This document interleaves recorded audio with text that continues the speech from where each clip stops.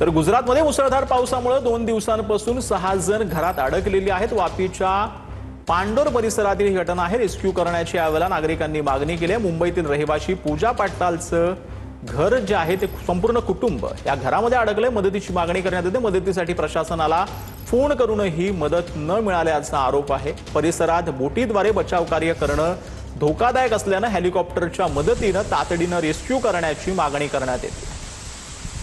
तर ही दृश्य आपण पाहतो आहोत। मुसळधार पावसामुळे गुजरातमध्ये 2 दिवसांपासून 6 जण घरात अडकलेली आहेत आणि ही घरातून शूट केलेली ही दृश्य आपण पाहतो आहोत की मोठ्या संख्येने पाणी जे आहे ते भरलेलं आहे। अक्षरशः गाड्या असतील किंवा घर असेल हे संपूर्ण पाण्याखाली गेलेले आहे।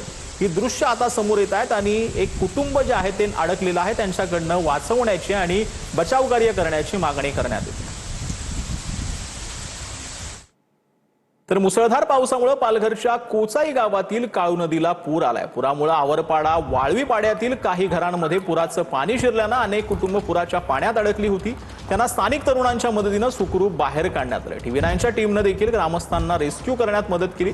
पुरात अडकलेल्या 30 ते 35 लोकांना सुरक्षित बाहेर काढत सुरक्षित स्थळी हलवण्यात आले। याचा आढावा घेतला आमच्या प्रतिनिधीने।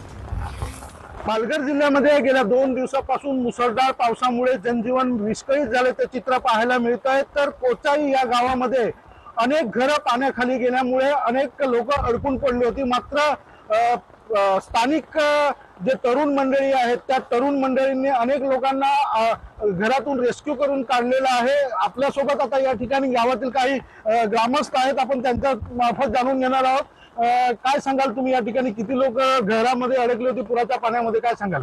काल संध्याकाळपासून कोचाई गावात काही ग्रामस्थ अडकलेले होते। त्यांना टीव्ही 9च्या टीमने सुद्धा हे अडकलेल्या लोकांना काढण्यासाठी मदत केलेली आहे।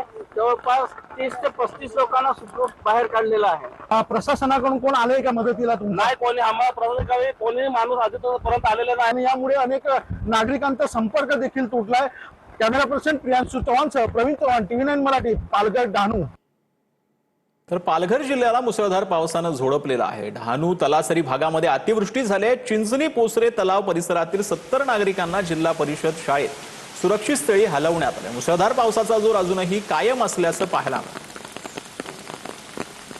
तर पालघरमध्ये मुसळधार पावसाने झोडपलेला आहे। डहाणू तलासरी भागामध्ये अतिवृष्टी झाली आणि अतिवृष्टीची ही दृश्य आता समोर येत आहेत। पालघरमध्ये मुसळधार पाऊस झाल्याची माहिती जी आहे ती आता समोर येते।